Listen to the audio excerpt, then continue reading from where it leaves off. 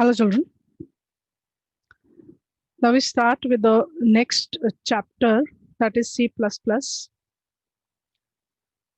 Now, please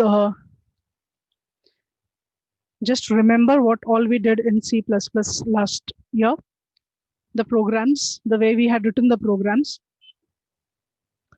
because that method of writing down the program is different, entirely different from what we'll be learning now. The basic object-oriented C++ programming. So to learn object-oriented C++ programming, the basic concept that you have to learn is functions. Because in object-oriented programming, the whole program is divided into small modules called functions. Okay, so let us first understand the meaning of the word function here. We have been using functions, children. As you can see, that there are two types of functions. One are called as library functions and the other is user defined functions. So in library functions, which are already stored in the library of the compiler, the language, the compiler can read those functions from the library. Like these functions we have already used, getch, clr, scr. There are many functions actually to find the power of the number, square root of a number, mathematical functions, string functions, but I have taken those functions which we have already used so that you can relate with the word library function. Now, one important point that you have to note down here is that function name, this getch is the name of the function and it is followed by a set of parentheses. These brackets that you can see, they are called as set of parentheses. This is the identification of the text being a function name. If you write down getch without these parentheses, that is a simple text. But whatever is written after the name and followed by the parentheses is called as a function. Now these library functions are already provided to us. Okay? So we'll relate to the working of these functions when we understand and learn how to create user defined functions. So from the name we come to know that it is user defined. That is, user is going to tell that what kind of a function is going to be defined. What is the function that you want to create? So here we say that it is a function which has some set of statements to perform a specific task.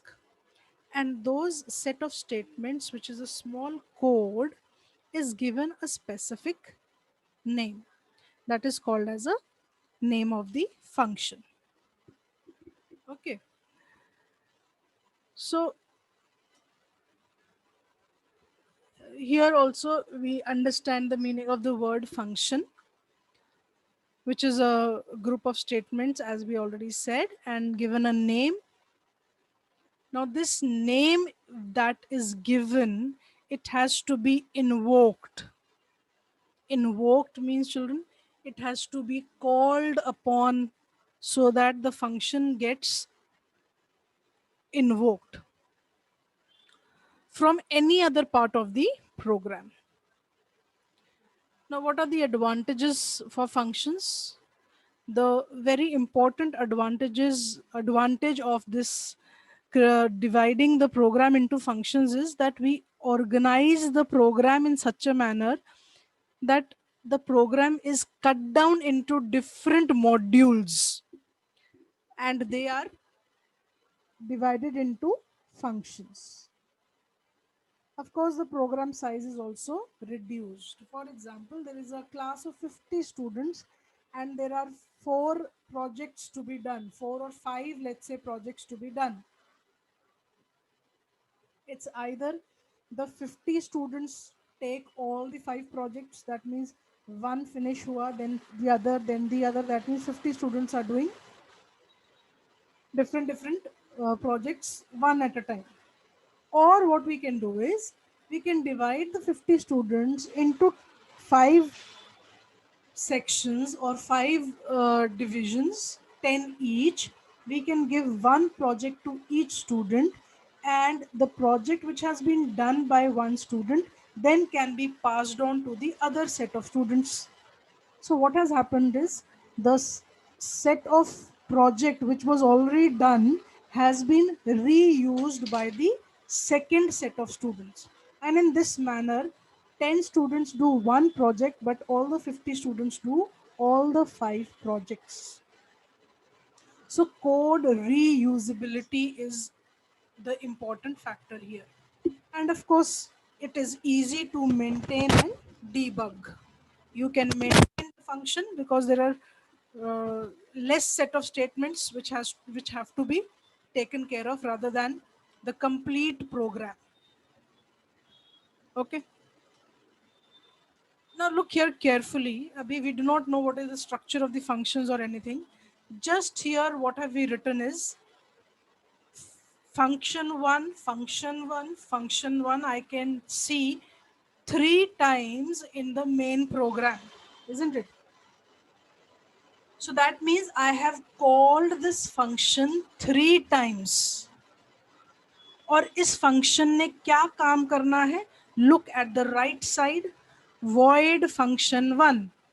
जो काम उसने करना है, it is written on the right hand side and it has been called 3 times on the left hand side. That means the set of statements, these set of statements, 1 2 3, the number of set of statements which this function is going to do have not been written again and again.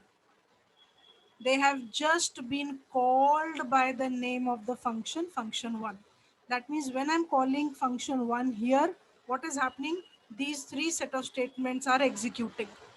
Again, when I'm calling this function name, again these 3 set of statements are executing.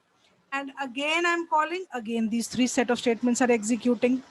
So because I have to use these set of statements many times in the program, I avoid writing down here many times. What will I do is I will put it in a name, give it a function face and call that function as many times as I want. Okay. So this is what we are trying to say. Whenever I am calling, it is going here to the definition, doing these set of statements, coming back again. When I'm calling again it goes back, does these 3 set of statements, again it comes back. I call, again it goes, does these 3 steps, again it comes back. So a function means that I can reuse the same set of statements that I have written any number of times in my main program. Okay. Now children, here the screen is divided into 2 parts. Left hand side there is a theory that is written because that is also important, and right hand side I've tried to give you a small example and explain that example. Okay. Now for function, children, function has 3 parts. The first part is function declaration. This declaration is also called as giving a prototype to the function. Prototype, why? Because as it's written in the last line, it provides a model or a blueprint for that function, that this is how my function is going to be. Okay. Look at the right hand side of the screen where we have written the syntax and the example. The syntax says return type, function name, and within parentheses I have written parameter 1, parameter 2, dot dot dot, means there can be more number of parameters also. There is no limit to the parameters. Of course, many parameters will create a confusion, but we can have 3, 4 types of parameters inside the function definition. Okay. The first part is declaration of the function. So return type, function name, parameter. This is the prototype that I have set for my function, that it will have a return type, it will have a function name, and these many numbers of parameters. It can have no parameters or it can have parameters. Both are correct. Now look at the example of the function. Void greet. This is the name of the function, where void is the return type, greet is the name of the function, and this is the definition of the function, which says whenever I call greet, what am I going to be displayed? I am going to be displayed hello world. Okay. So this is what it is explaining here. The name of the function is greet, return type is void, empty parenthesis means that it does not have any parenthesis, and the function body is always written inside inside these curly braces. If you go back a little and you just remember how you used to write down main, main also has the same face, children. We write down void main followed by parenthesis and followed by the curly brace. Okay. So main's body जो code है main का वो user देता है, but जो name है that user does not give. Main is main. I cannot change the name of the word main. So main cannot be called as a user defined function. Neither it can be called as a library function, because main has no body which is defined in library.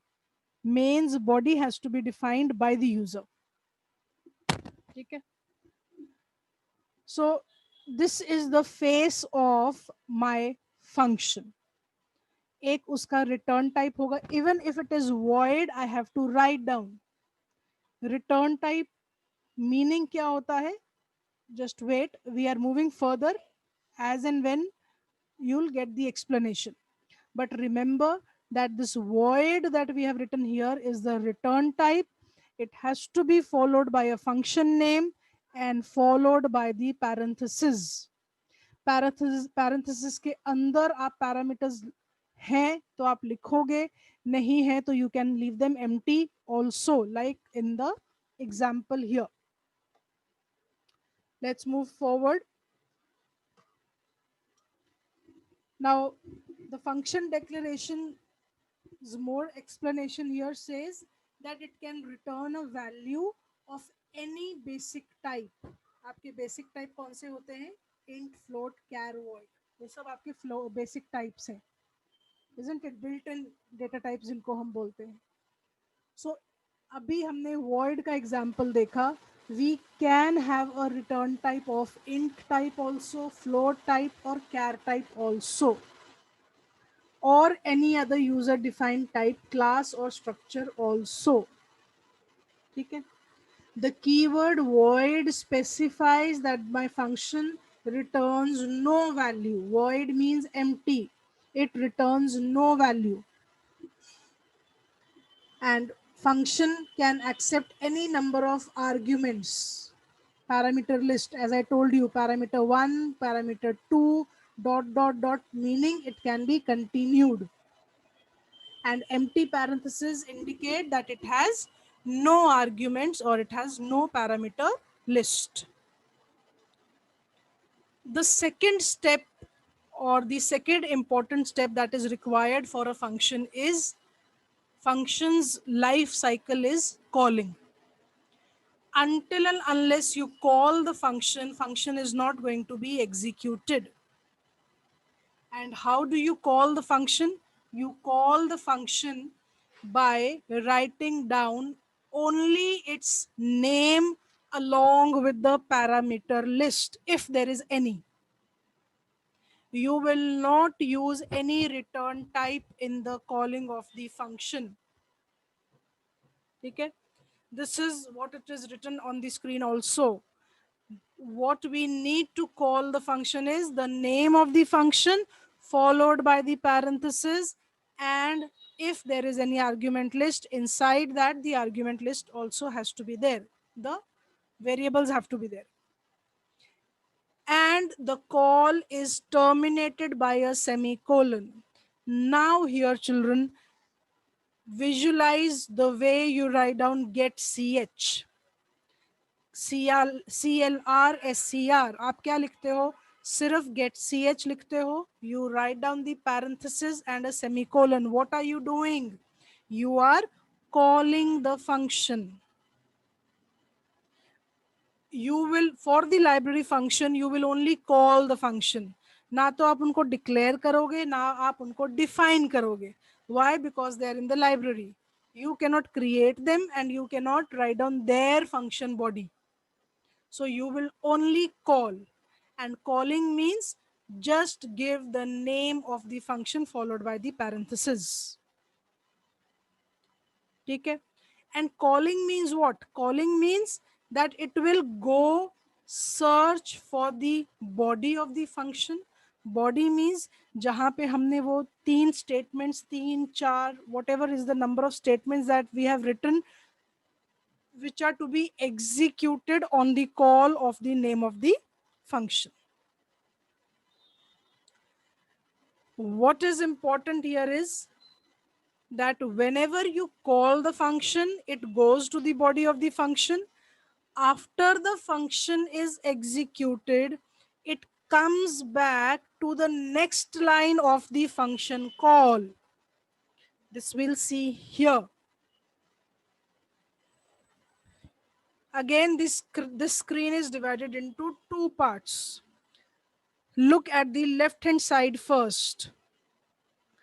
जो function call है, ये देखो, ये मेरा function call था.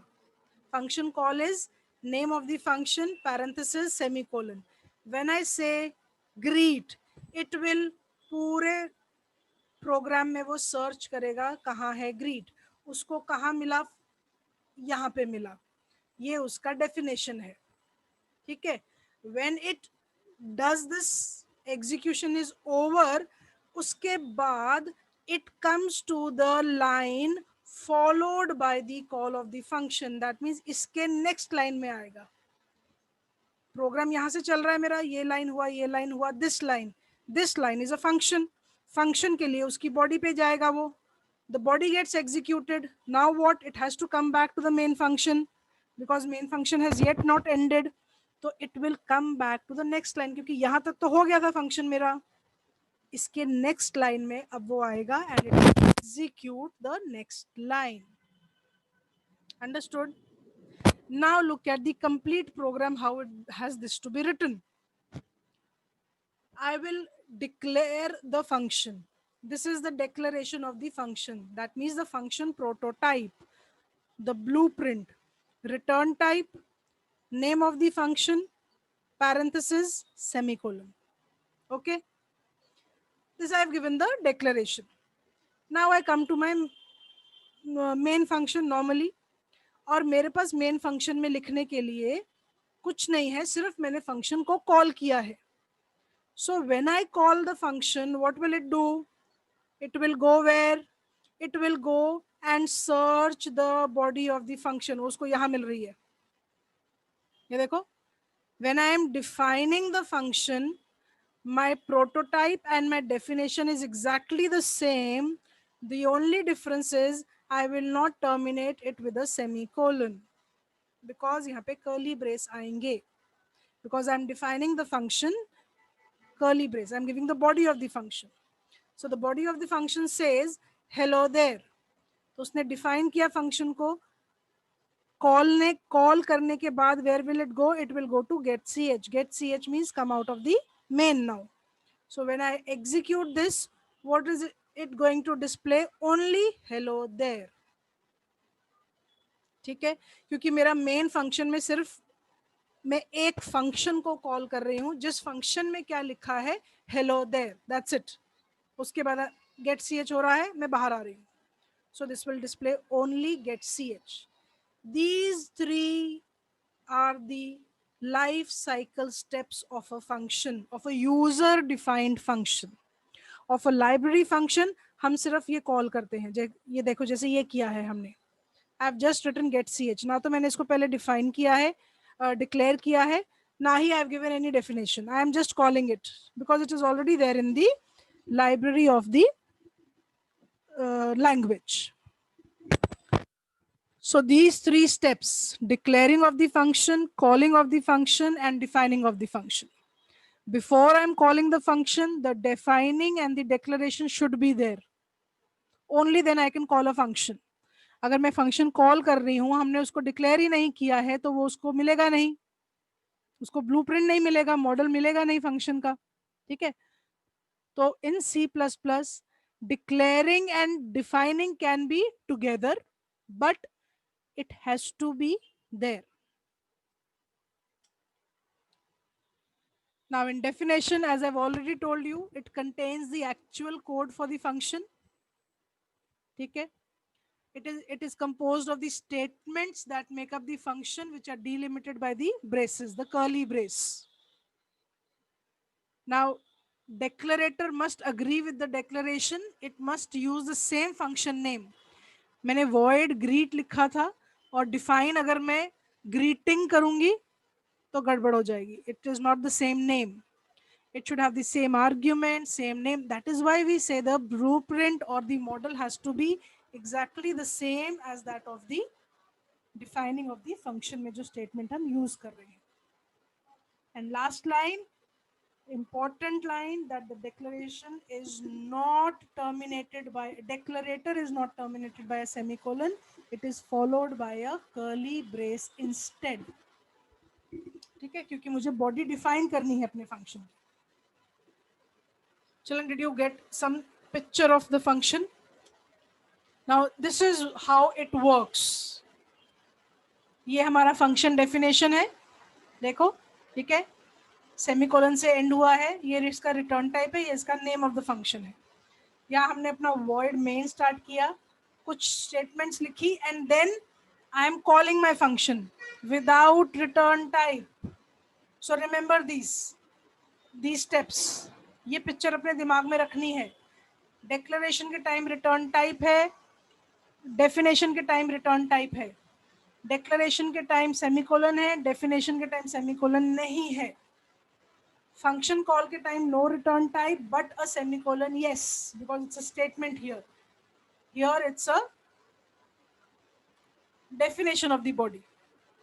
So I've already told you, whatever is followed by a curly brace will never end with a semicolon. हमें उसको terminate नहीं करना है, हमें उसे open करना है. So this picture, this image should be there inside your mind always when you're using a function. Okay? This is again the summary of what we have done. Declaration prototype होता है, call definition है, declarator means the definition of the function. Then comparison with the library functions, children. Like I've already given you an example, get ch, clr, scr, ये सब हमारे library functions हैं, and we are just using their names. That means we are just calling them. They are already defined with a certain set of statements which are to be performed. Okay. So here the question is asked, where are the declaration and the definition of library functions then? We are just calling them. तो इनकी declaration और definition कहाँ है? इनकी declaration और definition कहाँ होती है? The header file that you are including. I've told you, conio.h, iostream.h, these header files have some meaning. They have certain functions stored in them, which when you use, if you have included these header files, only you are going to get. For example, अगर मुझे square root का function add करना है अपने program में, तो मुझे math.h add करना पड़ेगा. ठीक है?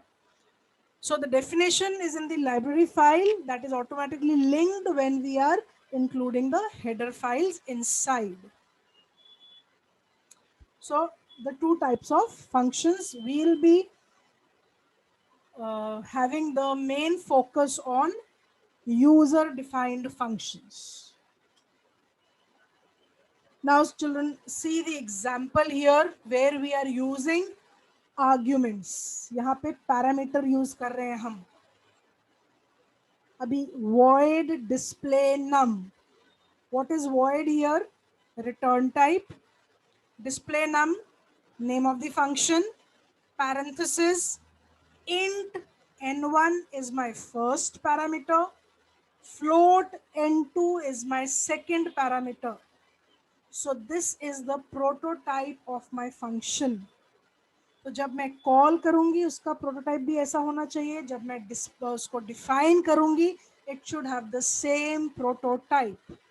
If the prototype is not matching during my definition and my calling, it will show an error.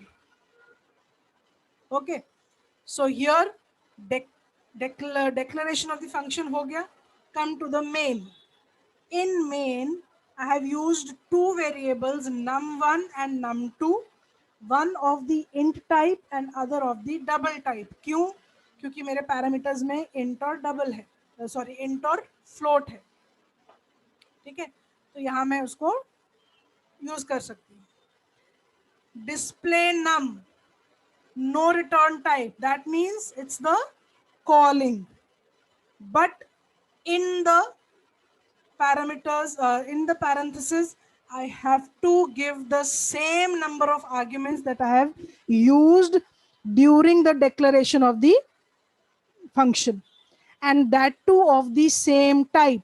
जो num1 है ऊपर से n1 के साथ मैच करना चाहिए, int होना चाहिए, और जो num2 है that should also match, it should be of the same type, that is n2. ठीक है, and then again I have defined the function. This is the definition of the function here, where I am displaying the int number is n1, double number is n2. Children, can you see here that when I am inside the definition of the function, I am using n1, n2, and outside the function the variables are num1 and num2. ये बात notice कर रहे हो?